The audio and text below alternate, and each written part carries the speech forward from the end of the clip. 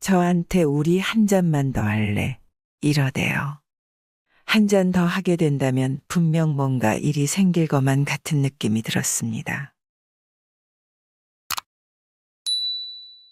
2년 가까이 만나오던 여자친구가 있었죠. 논산훈련소에 들어갈 때도 여자친구와 함께 갔었고 편지도 제일 많이 받아 훈련소 동기들이 많이 부러워했었습니다.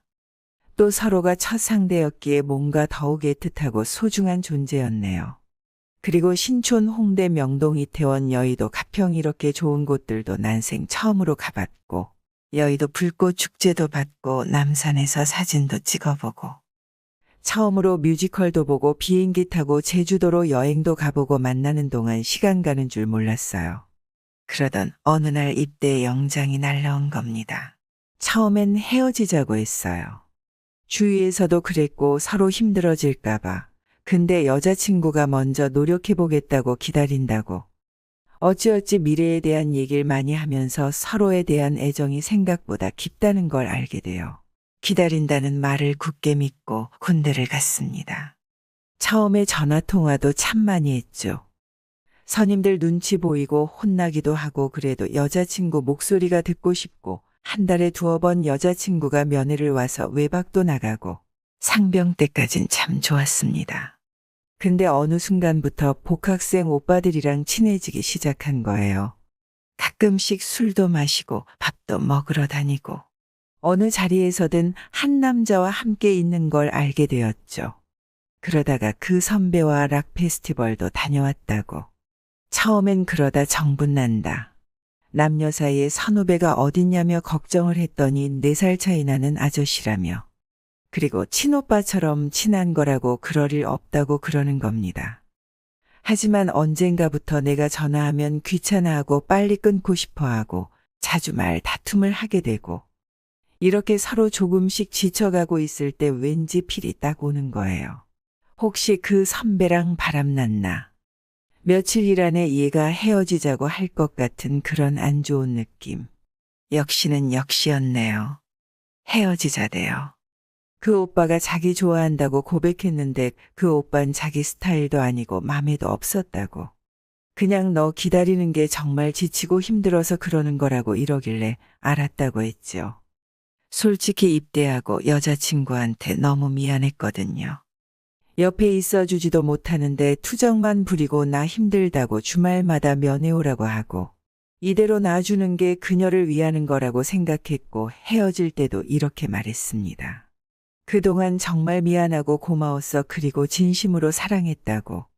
마지막으로 진심으로 사랑했다. 이렇게 말하고 이별을 했습니다. 그렇게 남은 군 생활 무사히 마치고 제대를 했는데 어느 날 소식을 들었는데 그 남자랑 여친이 진작에 사귀고 있었다는 겁니다. 그래서 너무 궁금해서 전 여친 페북에 들어가 봤죠. 누구누구와 만난 지 200일째 라고 뜨는 거예요. 저랑 헤어지기 전부터 만나고 있었던 거죠. 배신감이 장난이 아니었어요. 사귈 맘 없다더니 자기 스타일 아니라더니 맨날 술 퍼먹고 PC방 가고 싸움질하고 그렇게 지내며 힘든 나날의 연속이었죠. 넌 도대체 애가 누굴 닮아서 그러니? 수험생인 동생한테 미안하지도 않니? 그런 성격으로 나중에 사회생활 어떻게 할래? 듣기 싫은 엄마의 잔소리에 매일 같이 큰 소리를 내며 싸웠더니 하루는 옆집 아주머니가 내 사정을 듣고는 잡념을 없애는 데는 단순 노동이 최고라며 자기 일하는 공장에 알바를 한번 해보면 어떻겠냐 하는 겁니다. 복학하기 전에 알바비로 노트북이랑 휴대폰이나 바꿔보자 해서 일을 하러 다녔죠. 그러다 옆집 아줌마와 가까워졌고 애가 둘씩이나 딸린 돌싱녀란 사실을 알고도 그렇구나. 이러면 안 되는데 하면서도 우린 서로에게 끌려 1년 동안 아무도 모르게 만나오고 있습니다. 안녕하세요. 24살 대학생입니다.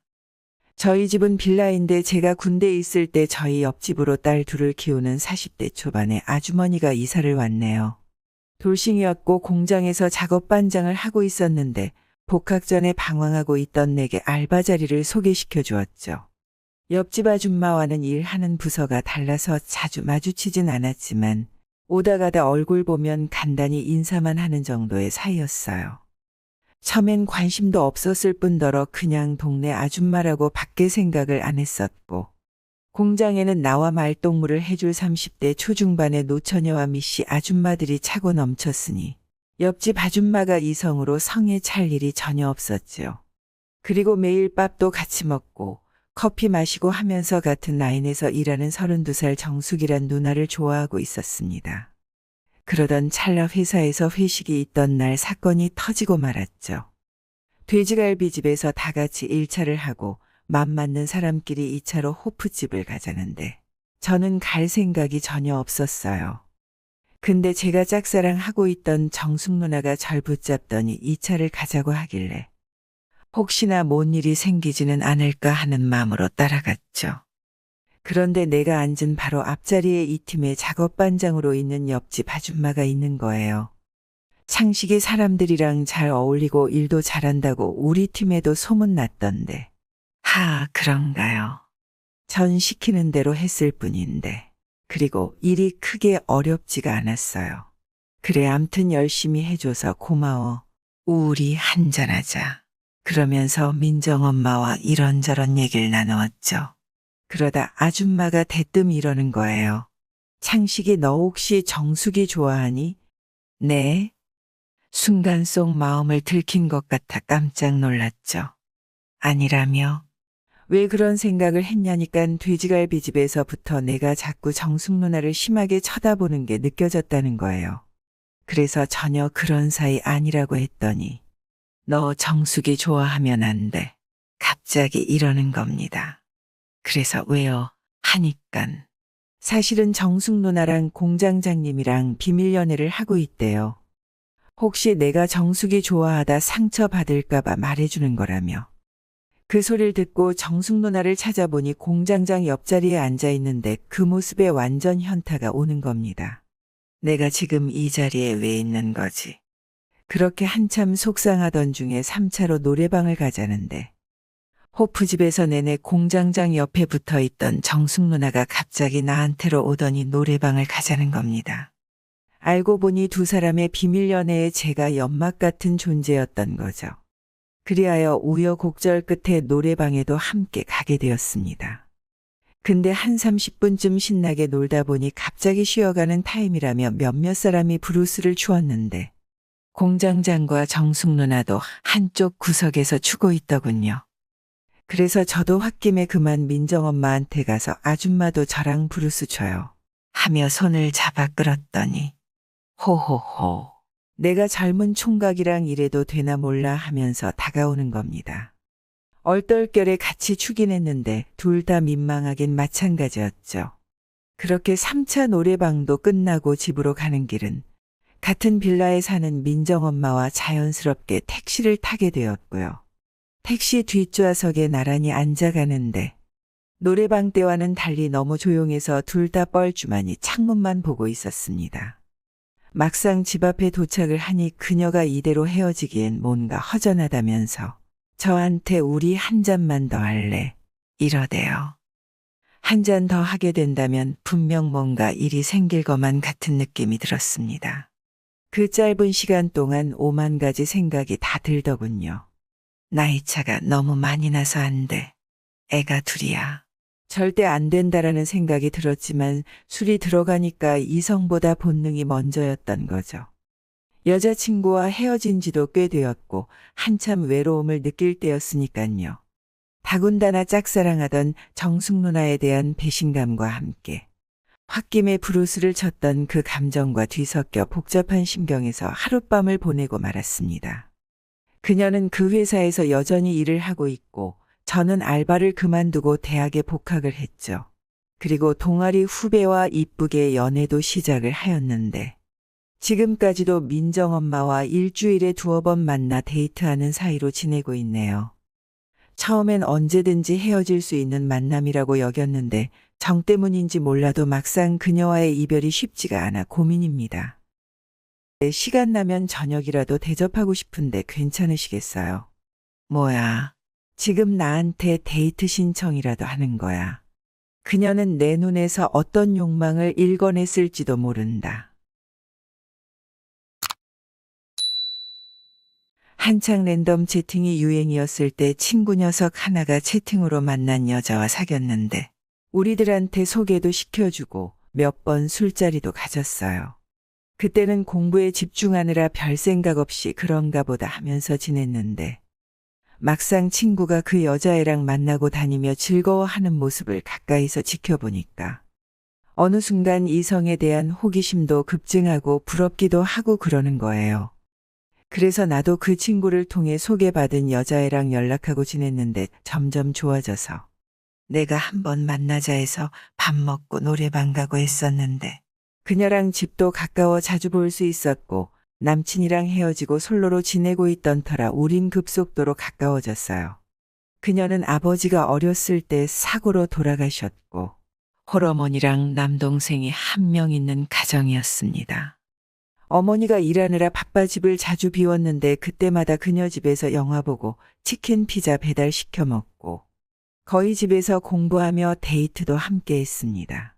바쁜 와중에도 여친 엄마는 신경을 많이 써주셨어요. 그러다 대학에 들어가고 군대를 가다 보니 지역을 떠나게 되고 서로 다른 지역으로 대학을 갔던 여친과는 자연스럽게 헤어지게 되었습니다.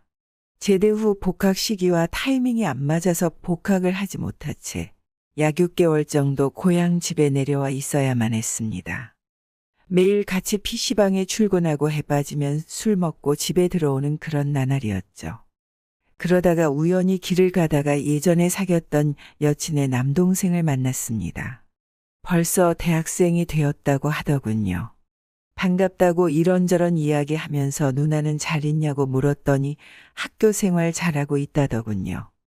그러다 하루는 술은 땡기는데 만날 사람이 없어 그 남동생한테 술 한잔 하자고 연락을 하니깐 자기네 집으로 오라고 하더군요. 제가 부담된다고 하니깐 예전엔 잘만 오더니 어떠냐고 누나도 집에 없는데 무슨 상관이냐며 그러더니 자기 엄마가 날 보고 싶어 한다는 겁니다. 형, 내가 우연히 형 만났다고 하니깐 언제 시간 되면 한번 데리고 오라더라.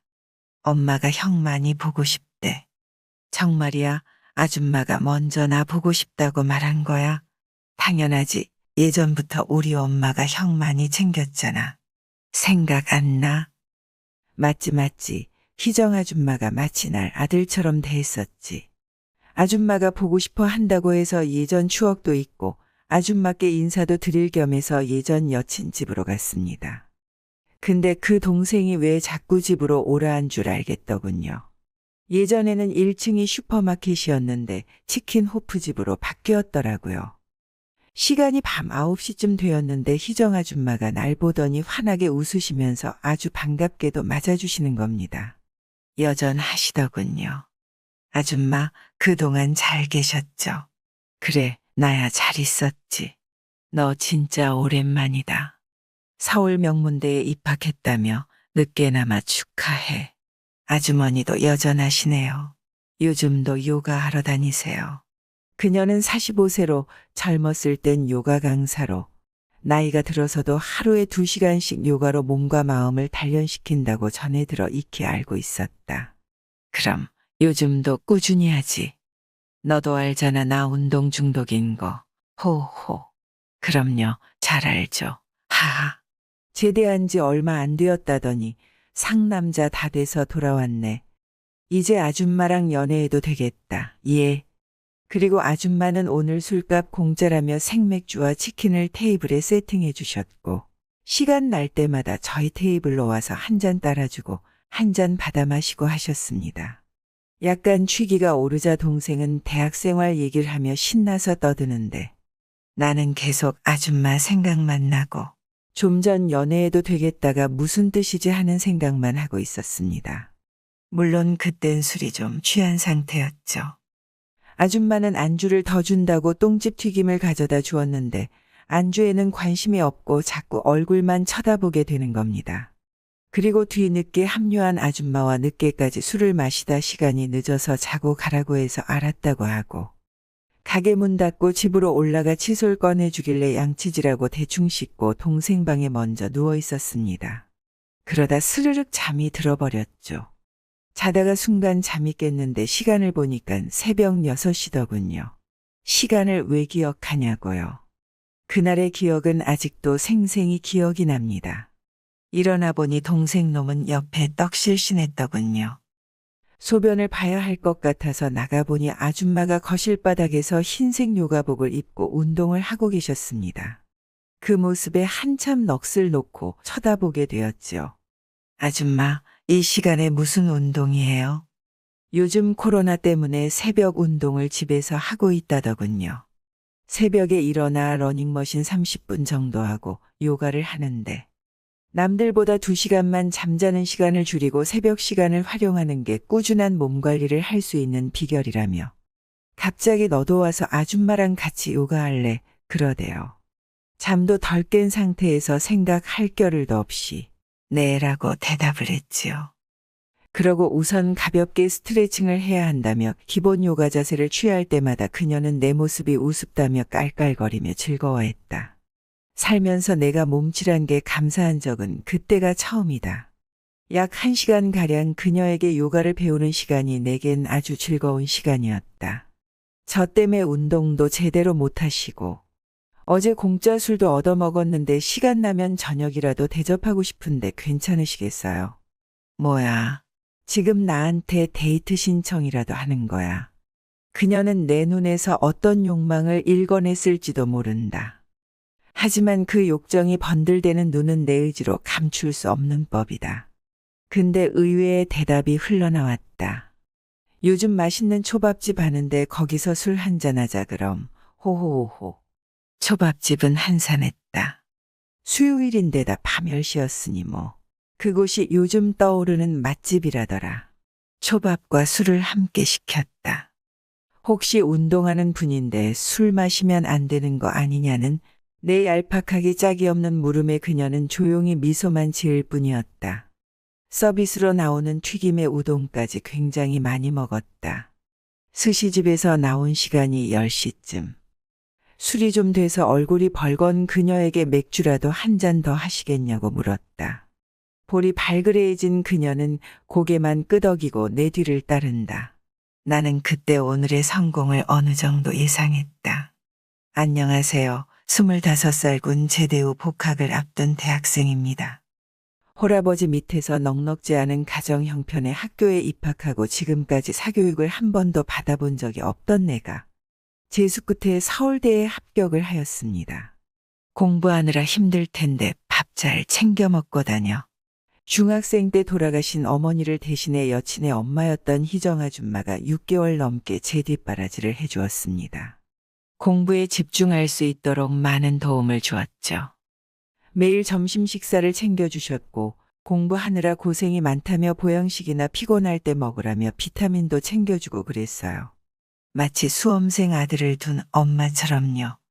청소년기 엄마 없이 자란 내게 20살 차이 나는 그녀의 보살핌은 뭔가 다르게 느껴졌고 마치 친자식 마냥 헌신적으로 대하는 모습에 복잡 미묘한 감정들이 피어났어요.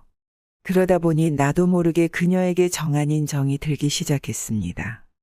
그러다가 군 입대하면서 여친과 헤어지고 연락이 끊겼다가 제대하고 우연히 남동생을 만나 거의 3년 만에 그녀와 재회를 하게 된 거였죠.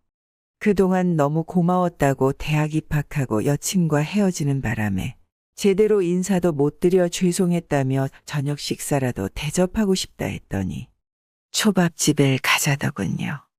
참고로 그녀는 남편분과 10년 전 사별을 했다고 들었습니다. 처음에는 이혼했다는 줄 알았는데 그게 아니라 사별하셨다고 뒤늦게 알게 되었죠. 그리고 분위기가 점점 물어오르자 그녀에게 좋아한다고 만나보고 싶다고 고백을 하고 말았습니다. 그러자 그녀는 난 너가 마음에 들고 너가 너무 편하고 좋은데 이제 상처받기가 싫어. 남자 때문에 상처받는 거에 너무 지쳤어. 라고 말했어요. 나를 너무 좋아한다는데 사귈 수 없다는 게 너무 슬펐습니다. 저 역시 책임지지 못할 말을 꺼낸 것 같아 미안하기도 했고요. 앞으로 아줌마와 관계 어찌하면 좋을까요? 근데 갑자기 사장님, 나 사장님 집에서 자면 안 돼요. 우리 집에서. 혹시 내가 너에게 이상한 짓을 할지 모르는데도 괜찮겠어요?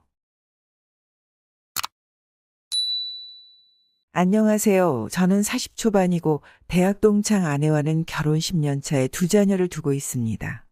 저는 365일을 일터에 묶여 삽니다. 사장인 저를 포함 직원 5인 사업장이고 상주하는 직원은 여경리와 저 둘뿐입니다. 도어락 쇼핑몰이자 도소매 및 설치도 하는 업체라 나머지 3명은 거의 항상 외근이에요. 여직원은 쇼핑몰 관리하는 포지션으로 입사하였지만 가벼운 격리 업무까지 보고 있었고요. 주요 업무는 오픈마켓 관리 및 홈페이지에 제품 올리고 주문 관리하고 배송 관련의 간단한 씨앗까지 맡아 하는데 일이 바빠지면 저도 함께 관리를 해야 하기 때문에 집에서 출퇴근하지 않고 사무실에서 지낼 때도 많았죠. 제가 어릴 때 형편이 안 좋아서 그랬는지 돈 욕심, 일 욕심이 지나치게 많았습니다. 그리고 애들 점점 커가는 모습에 열심히 살아가려고 노력했죠. 아내는 전업주부입니다. 내성적인데다 말수도 적은 편이고 누가 봐도 얌전한 사람이었습니다. 최근 일이 바빠져 돈 버는 재미에 푹 빠지다 보니 잠시 동안 가정을 내팽겨치고 일 욕심을 많이 부렸습니다. 근데 하루는 아내가 나 오늘 동창회가 있어 서울 가 라며 한마디 하더라고요. 그래, 오랜만에 친구들 만나 바람도 쐬고 잘 다녀와. 밤 10시가 되어서 파김치가 된 몸으로 집에 들어왔는데 아내가 아직도 들어오지 않았더군요. 애들도 왜 아직 안 들어오냐며 궁금해하고 해서 전화를 했더니 집에 언제쯤 도착할 것 같냐니까. 방금 2차 시작했으니까 새벽 2, 3시에나 들어올 것 같다. 라고 하더라고요. 제 마음이 편치는 않더군요. 새벽 1시가 다 되어도 잠이 안 오길래 마누라가 2, 3시면 온다고 했지. 이제 출발했겠다 싶어서 문자를 보냈지요. 졸지 말고 운전 잘하고 오고 문자 보면 연락 달라고. 그런데 30분이 지나도 연락이 없어서 전화를 했습니다. 계속해서 받지를 않더군요. 벨소리를 들었으면 운전 중이라 못 받으면 중간 휴게소라도 들러 전화를 주겠지 하고 기다려봐도 계속 전화를 받질 않았어요. 세상도 험한데다 혹시 사고라도 났나 하는 노파심이 들어 계속 통화 시도를 하였으나 받질 않더군요. 혹시 분위기에 휩싸여 안 마시던 술을 마셔 정신을 못 차리고 있는 건 아닌가 하고 걱정이 되는 겁니다. 시간은 새벽 3시가 넘어 3시 반 4시가 넘어갔습니다. 연락이 안 되는 아내 때문에 잠을 못 자겠더라고요. 잠을 좀 자고 일찍 일하러 가야 하는데 뜬 눈으로 새고 있으니 아내에게 전화가 오더군요. 전화나 한 통하지. 연락도 안 되고 뭐 한다고 그러느냐라고 물었더니 술 취한 목소리로 나 술 마셔서 정신이 하나도 없어. 그래서 친구 집에서 자고 들어갈 거야 라는 대답과 동시에 전화가 끊어지더군요. 그 너머로 남자 목소리도 들렸고요. 이건 무슨 황당한 기가 막혀서. 그날 이후 밖으로 돌더니 동창회에서 만난 남자와 바람이 났습니다. 억장이 무너지고 분노 때문에 아내를 똑바로 보는 것조차 힘들었습니다. 그러나 엄마 없이 클 저희 아이들을 생각하면 이혼도 결코 쉬운 결정은 아니더군요. 일단 상간남에게 소송을 제기한 뒤 기회를 봐서 아내와의 이혼을 다시 심사숙고해보려 했으나 아내가 이혼을 요구하여 헤어지게 되었습니다. 그러다 내가 이 아이와 연인 사이로 발전한 건 아주 우연한 인연이었다. 이혼으로 겪게 되는 외로움, 두려움 그리고 슬픔과 분노와 같은 감정들이 뒤섞여 힘든 나날을 보내던 어느 날 점심시간에 식사를 하고 사무실 옥상에서 애꿎은 담배 연기만 허공으로 뿌리고 있는데 전화 왔어요. 사장님, 어서 받아보세요. 하는 한 달 전 새로 들어온 박지혜라는 여직원 목소리가 들려오는데 순간 심쿵해지더군요. 때는 올해 5월 초 완연한 봄 기운이 느껴지던 때였습니다. 저희 사무실에 상주하는 직원이 여직원 한 명뿐이었는데 최근 오픈마켓 입점과 웹디자인을 맡아줄 여직원을 한 명 더 뽑게 되었죠. 그녀는 23살이었습니다. 제가 참 좋아하는 스타일이었습니다. 약간 트와이스 지효 같은 스타일이랄까요. 그런데 기존 여직원이 집안 사정으로 보름 정도 일을 쉬게 되어 지혜라는 여직원과 밤늦게까지 야근을 하는 날이 많아졌습니다. 뭐 솔직히 처음엔 어떻게 해보려는 생각은 전혀 없었죠. 왜냐하면 나이차도 많이 나고 이혼을 한 지도 얼마 되지 않았으니깐요. 근데 저도 모르게 기분이 약간 들떠 있었습니다. 남자는 문지방 넘을 힘만 있어도 여자를 찾는다. 밥숟가락 들 힘만 있어도 여자를 찾는다. 란 말에 절로 공감을 하는 순간이었죠. 지혜 씨, 저 커피 사러 갈 건데 뭐 마실래요? 저도 마침 커피 땡겼는데. 사장님이랑 저랑 통했나 보네요. 이 시간에 혼자 가시면 심심할 텐데 바람도 쓸 겸 저랑 같이 가요. 그럼 나야 좋지. 같이 가요. 그럼. 이러고서 같이 카페에 가서 커피를 주문하고 잠깐 앉아서 커피 한 잔의 여유를 즐기며 얘기를 나눴습니다. 그냥 처음에는 일 힘들지 않냐. 미숙 씨가 갑자기 장기 휴가를 내는 바람에 지혜 씨가 고생이 많다. 뭐 이런 얘기하다가 점점 사생활로 파고드는 대화. 아주 자연스럽게 이뤄졌죠. 이혼하고 혼자 지내고 있다. 너는 남친이랑 언제 헤어졌냐? 뭐 이런 지극히 사적인 얘기들. 그렇게 커피를 마시며 수다를 떨다가 다시 사무실로 복귀해서 일단 퇴근을 위해 열심히 저는 일을 마무리했습니다. 그렇게 주문 들어온 거 송장 뽑고 포장까지 마무리하니 12시가 되었더군요. 근데 여직원은 아직도 일을 하고 있는 거 아니겠어요? 지혜 씨 아직 멀었어요. 네, 이게 좀 안 되네요. 그래서 옆자리로 다가가 도움을 주었고. 그러다가 이렇게 하니깐 금방 되네요. 하며 그녀가 고개를 내 쪽으로 획 하고 돌리는데 여직원 얼굴과 제 얼굴이 되게 짧은 거리에 맞대는 상황이 된 거예요. 순간 둘 다 얼음 상태. 이건 무슨 시츄레이션인가. 어떻게 하지? 그 짧은 순간 5만 가지 생각이 드는 겁니다. 평소와는 다른 감정, 머릿속에 박히게 만들려는 듯 강하게 감정을 실어버리는 그녀. 단단하게 조여오는 매력에 한순간에 빠져버렸습니다. 며칠 뒤 주말 밤 지혜에게 연락이 왔습니다. 사장님, 지혜인데요. 저 오늘 술 한 잔만 사주세요. 왜? 무슨 일이라도 있어요.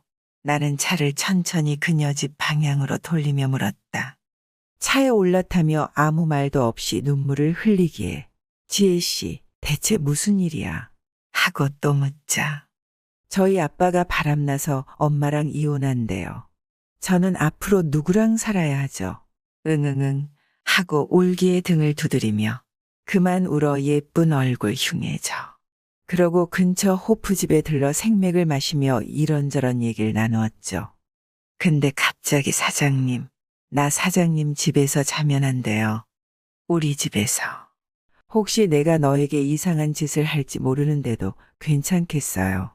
설마 그럴 리가요. 선비 같은 사장님이 그럴 리가 있겠어요. 호호호. 그녀가 갑자기 생각만 해도 웃음이 나온단다. 이후 집도 우리 집에서 걸어서도 5분도 안 걸리는 거리라 매일 출퇴근을 함께 하게 되었고 약 3개월이 지난 어느 날 카톡으로 고백을 하였습니다. 어느 순간 좋아져 버렸어. 아니 처음부터 좋아했었나 봐. 빠져버린 거야 못 나올 정도로. 지금은 널 많이 사랑하거든. 지혜 씨가 자꾸만 여자로 보이네. 진작부터 내 마음에 들었어. 이 일을 어쩌냐. 그녀가 자기 진심으로 좋아하냐고 그냥 순간적으로 그런 거 아니냐 길래. 진심으로 좋아한다고 정말 내 스타일이라 했죠. 그러고 생각을 한번 해보겠다고 해서 이틀의 시간이 흘렀고 나와 사귀기 시작했습니다. 지금은 회사 직원들 모두 부러워하는 사내 커플로 당당히 연애 중입니다. 갑자기 난제부랑 한번 만나보고 싶은데 이러더라고요. 순간 머릿속이 너무 복잡했어요. 그냥 술 먹고 외로워서 하는 말이겠지. 딸 셋인 집안에 장가 들었는데 아내가 막내딸입니다. 위로 2살 터울의 처형들만 둘이 있고 오빠는 없습니다. 장인어른은 우리가 결혼하기 전에 돌아가셨고 장모님만 계시고요. 첫째 처형은 우리가 결혼하기 전에 한 번 이혼을 하였고 지금 사는 남편과도 사이가 별로 좋지가 않았습니다. 지난 연휴 마지막 날 밤늦게까지 술자리를 가지며 자매들끼리 쑥덕쑥덕 하는 얘기를 어깨 넘어 훔쳐 들어보니 애인이 생겼다는 얘긴 것 같았습니다. 아니, 이혼한 지 1년 만에 연애 6개월하고 두 번째 결혼을 했으면서 또 딴 남자를 만나. 참 대단하다 라고 생각했지만 객식구인 제가 뭐라 할 처지도 아니었습니다. 다행히 둘째 처형은 부산으로 시집을 가 아이 둘을 낳고 알콩달콩 행복한 가정을 이뤄 잘 살고 있었네요. 그러다 큰 처형이 또 사고를 쳤습니다. 바람을 피우다 형님한테 걸려서 이혼당하고 갑자기 저희 집에 들어오면 안 되냐고 하더군요. 뭐 큰 처형이 우리 집에서 지내고 싶어 한다고. 어째서 그래? 그냥 처갓집에서 지내면 되잖아. 처가집과 우리 집은 도보로 10분 정도 거리에 있었다. 나는 극구 반대를 했다. 자기도 알잖아. 언니랑 엄마랑 성격이 너무 안 맞아서 붙어 있으면 맨날 싸우는 거. 직설적으로 말을 내뱉는 장모님 성격에 두 번째 이혼한 큰딸이 반가울 리 없었으니 오갈 데가 없어진 처형 입장에선 최선은 아니더라도 차선책으로 선택한 게 아마 우리 집이었을 거다. 그래서 우리 집에서 지내고 싶다고 아내에게 말을 했던 모양이다. 우리 언니 성격 알지? 한 곳에 오래 머무는 걸 싫어하는 성격이란 걸. 우리 집에서 지내봐야 얼마나 있겠어. 집에 방도 4개이고 어차피 방 1개는 쓰지도 않는데 처형과 같이 살자는 와이프의 설득에 어쩔 수 없이 허락을 했습니다. 문제는 그때부터 시작됐습니다. 처형이 저보다 나이가 많아서 안 그래도 불편한데 제 집안 생활에 하나씩 터치를 하는 겁니다. 저보고 청소를 하라든지 설거지를 하라든지. 그리고 와이프 꼬셔서 맨날 나가서 쇼핑하고 오고. 그 쇼핑하는 카드 다 제 카드입니다. 심지어 저번 달부터는 저보고 자기 용돈도 좀 챙겨달라더군요. 물론 직접적으로 말하지는 않았지만 와이프 통해서 말이죠. 와이프도 그래도 언니라고 한 달에 50만 원씩만 주자는데 정말 어처구니가 없더군요. 안 된다고는 했지만 제 카드를 통해서 한 달에 50만 원 이상을 쓰고 다녔습니다. 그러다 한 사건을 계기로 무척 친해지게 됩니다. 아내가 일주일 동안 집을 비운 사이 장모님이 장염에 걸려 고열구토 설사를 하며 아팠는데 저는 밤을 새며 장모님을 지극정성으로 간호를 하였고 그 모습을 본 처형이 말하길 제부네가 그동안 제부를 오해했었다. 제부 진짜 사람 좋다. 자기 부모처럼 처가에 잘하는 거 보고 나도 반성 많이 했다. 이러는 거예요. 사실 제가 서울 소재 대학을 졸업한 것 빼면 남편으로서 내세울 게 하나 없는 흙수저 신랑감이었거든요. 그래서 큰 처형이 우리 결혼을 제일 크게 반대를 했었고 그동안 명절 때마다 날 마치 객식구 취급하며 무시하는 경향이 많았었죠.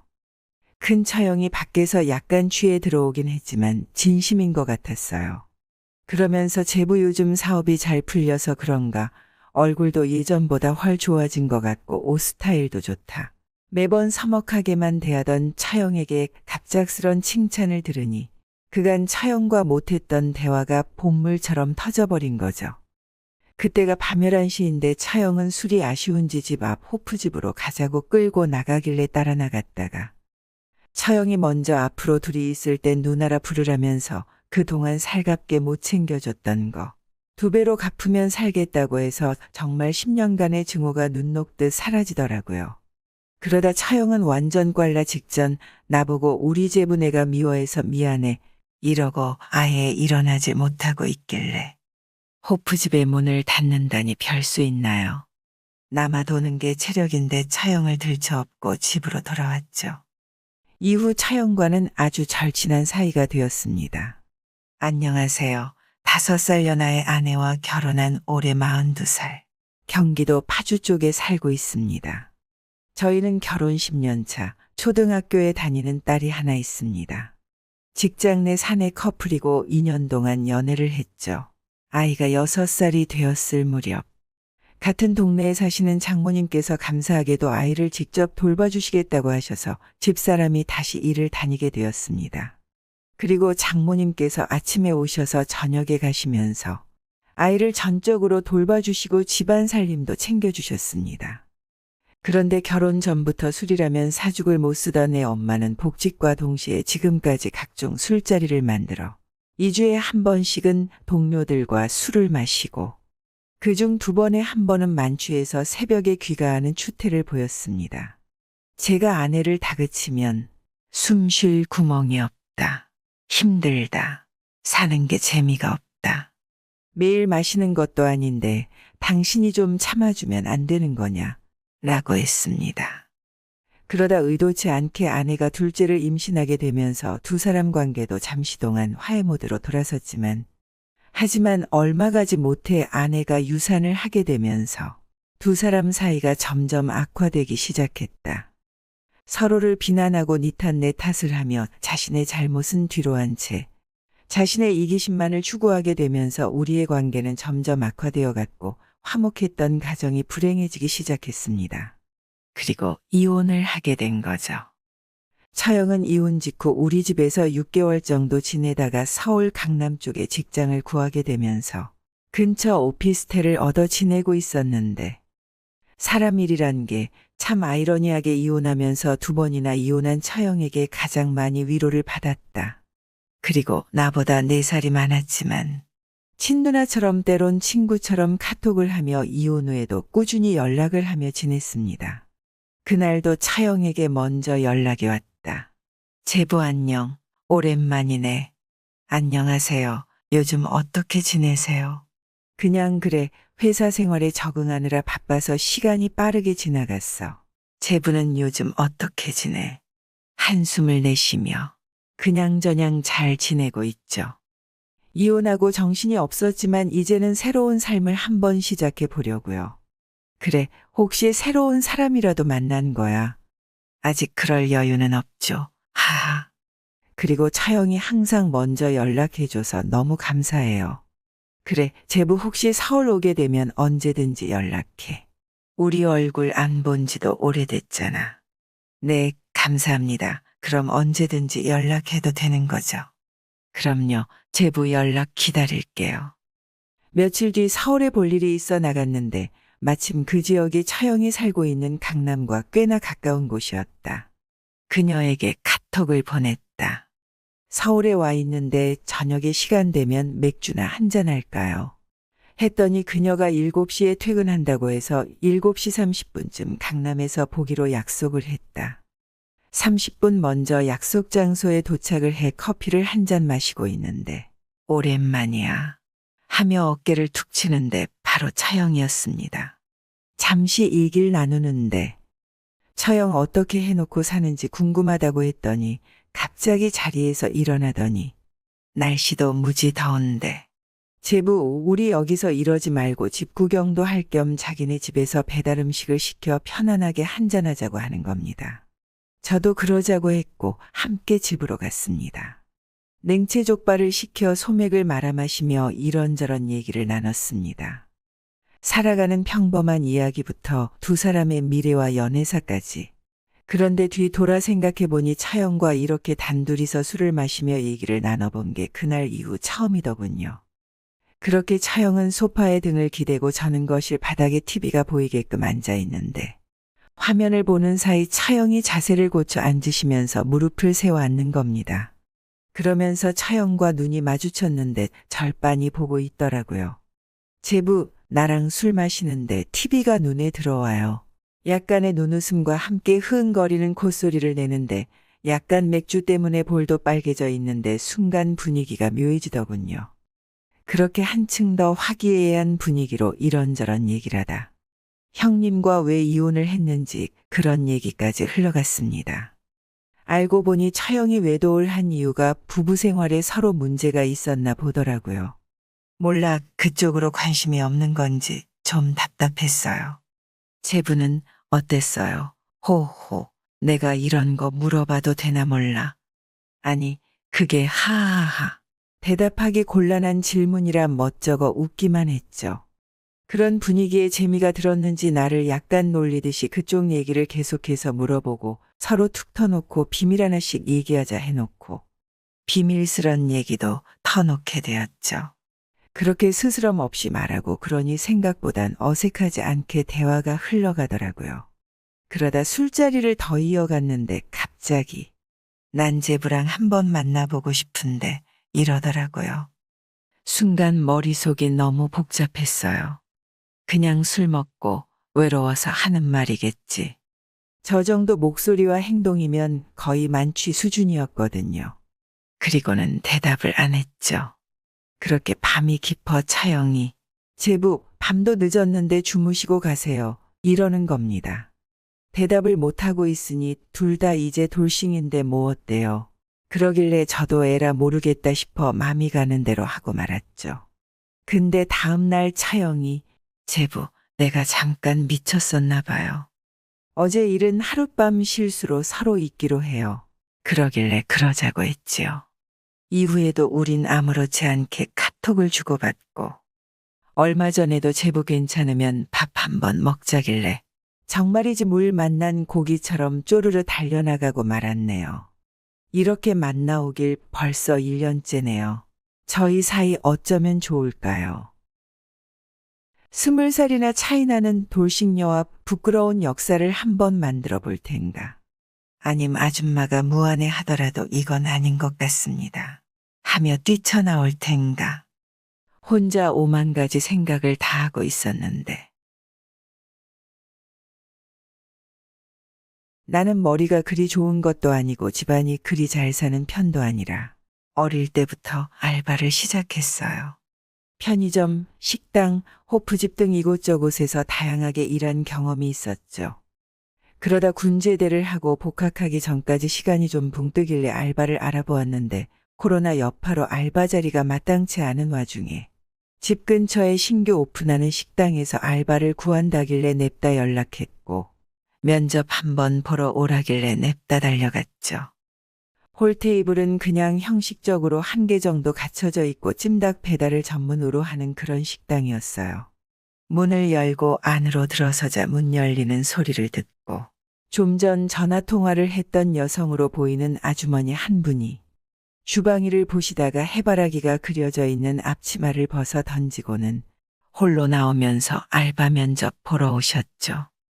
반갑게 인사하며 맞아주시며 나오시는데 얼핏 보니 드라마 으라차차 내 인생에 나왔던 중견 배우 김희정을 살짝 닮았더라고요.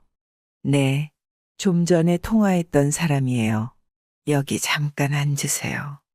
그녀는 내 얼굴을 한번 살펴보고는 곧장 시선이 내 아래에서 위로 쭉 한번 훑어보더니 전화 목소리는 완전 애기애기하더니 실제로 보니 키도 크고 참 듬직하게 생겼네요. 암튼 좋습니다. 그럼 식당 일은 이전에 해보셨나요? 네, 이전에도 비슷한 업종에서 일해본 경험이 있습니다. 그래요. 집은 어디세요? 네, 농협 바로 뒤쪽이에요. 여기 오는데 5분 정도 걸렸어요. 그럼 복학은 언제쯤 하죠? 한 6개월 정도 남았어요. 집도 가깝고 알바 경험도 많다면서. 나름 일머리도 있고 센스도 있는 편이라고 어필을 했더니 당장 내일부터 일하러 오라대요. 조건은 하루 12시간 근무. 오전 10시 가게에 도착해서 청소 간단히 하고 음식 주문 받기 위해 필요한 것들을 준비한다. 그리고 나는 홀에서 주문 받고 킥서비스 부르고 음식 나오면 음식 포장해서 배달기사님께 전달하는 게 주 업무이고 사장님은 주문이 들어오는 대로 주방에서 음식을 만들었다. 그리고 보통 2에서 5시 사이 한가한 시간에 식재료를 다듬거나 저녁 장사 준비를 해야 하고 상황에 따라 다르지만 약 1에서 2시간 소요되고 남은 시간은 휴식 시간이었다. 그리고 가게 마감은 사용한 조리기구들 정리 및 청소 음식물, 쓰레기 분리수거, 바닥 청소, 문 단속으로 이어지는 게 하루 일과였다. 식당의 직원이라곤 사장과 알바생뿐이었으니 일 시작한 진 일주일 만에 말을 놓고 편하게 대하는 사이가 되었습니다. 사장님 남편은 왜 가게에 한 번도 안 와요? 나 남편 없는데. 아, 결혼 안 하셨어요. 저번에 초등학교 다니는 애가 있다고 들어서. 하긴 전혀 유부녀 같지 않아 보였는데 제가 실수를 했네요. 장난 그만 쳐. 실수는 무슨. 나 돌싱이야. 이혼녀. 아, 네, 돌싱이구나. 정태 총각은 만나는 여자친구 없어. 저요. 여자친구는 없는데 파트너는 있는데요. 파트너, 그게 뭔데? 애인 아닌 애인 같은 애매모호한 사이, 그런 게 있어요. 정태 총각 그렇게 안 봤는데 보기보다 능력남이네. 정확히는 뭔지는 몰라도 대충은 감이 오는데. 뭐 비밀 연애 그런 거지. 네, 맞아요. 그냥 시간 날 때 가끔 보는 이성 친구요. 젊으니깐 그런 것도 하고 참 부럽네. 사람 만나고 다니는데 나이가 무슨 상관이에요. 더군다나 사장님 아직 40대 초반이시잖아요. 한창이에요. 그러지 마시고 사장님도 한번 만들어 보세요. 글쎄, 난 이혼한 지도 얼마 안 되었고 요즘 가게 매출이 너무 떨어져서 다른 쪽으로 신경 쓸 여유가 없네. 암튼 정태 총각이랑 얘기하다 보면 시간 가는 줄 모르겠다니깐. 그렇게 두 사람 사이에는 어느 정도 공감대가 생기기 시작했고 부쩍 대화가 많아졌습니다. 사장님 나이는 43살이었고 결혼 전제로 1년간을 동거해서 10년을 함께 살았다죠. 전 남편과는 13년 전 경기도 성남 소재의 회사에서 만나 교제하다 2년 연애 끝에 결혼까지 하고 사장님은 전업주부로 전 남편은 지금까지도 그 회사에 재직 중이랍니다. 그렇게 뜨겁게 사랑하는 시기는 지났고 그렇다고 정만으로 사는 것도 아니고 평범한 부부들처럼 주말에 가족 여행도 다니고 마트장도 보러 함께 다니고 외식도 하고 가끔 연극이며 뮤지컬을 보러 다니며 소소하게 지내왔답니다. 근데 너무나도 평범하고 소소해서였을까요? 언제부턴가 남편이 핸드폰을 자꾸 감추고 누군가와 몰래 카톡을 주고 받더랍니다. 그리고 몇 달 전부터 부쩍 야근이 많아졌고 주말 출근도 하고 심지어 회사에 일이 많다며 늦게까지 일하고 회사 숙소에서 잔다며 외박까지 했다네요. 알고 보니 동갑내기 회사 여직원과 바람이 난 거였어요. 그 여직원은 돌싱이었는데 유부남인 걸 알면서 만난 거였고요. 근데 막상 이혼을 하고 나니 앞날이 막막하더랍니다. 부모님 용돈에 각종 보험료, 생활비 등 돈 들어갈 때는 여러 군데인데 돈 나올 구멍은 하나도 없었으니 가진 거라곤 결혼 생활 때 꼽을 쳐둔 비상금과 남편 명의로 되어 있던 아파트가 팔리면 반반씩 나눠 갖기로 했는데 부동산 시장이 위축이 되어 팔리지도 않았으니 얼마 되지 않는 비상금으로 뭘 알아보려니 돈이 딸려 체인점은 엄두도 못 내는 상태. 하는 수 없이 아는 지인이 하던 찜닭집을 권리금 1,000만 원 주고 인수받아 넉 달째 운영 중이었는데 첫 달 매출을 최고로 찍고 계속해서 내려가고 있었으니 인건비랑 재료비 내고 나면 남는 게 없다며 매일같이 내 앞에서 하소연을 합니다. 그런 아픈 사연들을 듣고 있자니 내 깊은 속에 나도 모르던 보호 본능을 마구 자극하는 거야. 한 2개월 정도 일하니까 농담 따먹게 하면서 지나가면 옆구리 콕콕 찌르며 장난도 치고 그쯤 되니까 일 끝나고 집도 바래다 주고 술도 마시러 다녔죠. 한 번은 새벽까지 얘기를 들어주기도 하고 조언도 해주고 급기야 둘이 새벽까지 함께 있으며 술을 마시게 된 거죠. 남녀가 새벽까지 단둘이 있으면서 술을 마셨다. 말 다 한 거지. 정태야, 우리 집 가서 한 잔 더 할래? 그럴까요? 제가 편의점 가서 캔맥주 사올게요. 좋지. 애 키우는 이야기, 양육비 이야기, 찜닭조리법, 소스 등등 대화가 잘 되니 줄줄 쏟아내는데 갑자기 잠이 온다는 거야. 한 캔씩만 하자던 맥주였는데 맥주 빈깡이 잔뜩 쌓일 정도로 시간이 지났더라고요. 그리고는 아줌마가 오늘 너무 늦었으니까 여기서 자고 가. 그러는 겁니다. 그녀 두 눈을 똑바로 쳐다보며 저도 남자인데 혹시 무슨 일 일어나도 책임 못 져요. 그랬더니 그럼 우리도 비밀 연애하면 되지. 그러는 겁니다. 앞이 뻔히 보이는 상황. 순간 고민 많이 했습니다. 20살이나 차이 나는 돌싱녀와 부끄러운 역사를 한번 만들어 볼 텐가. 아님 아줌마가 무안해 하더라도 이건 아닌 것 같습니다. 하며 뛰쳐나올 텐가. 혼자 5만 가지 생각을 다 하고 있었는데 나한테는 이제 정태밖에 없는 거 알지. 라며 다가오는데 그 분위기에 압도되어 차마 뿌리치지 못했습니다. 2년이 지난 현재까지도 누나와 동생 사이로 잘 지내고 있고 그녀의 찜닭집도 안정적인 매출을 올리며 성업 중입니다.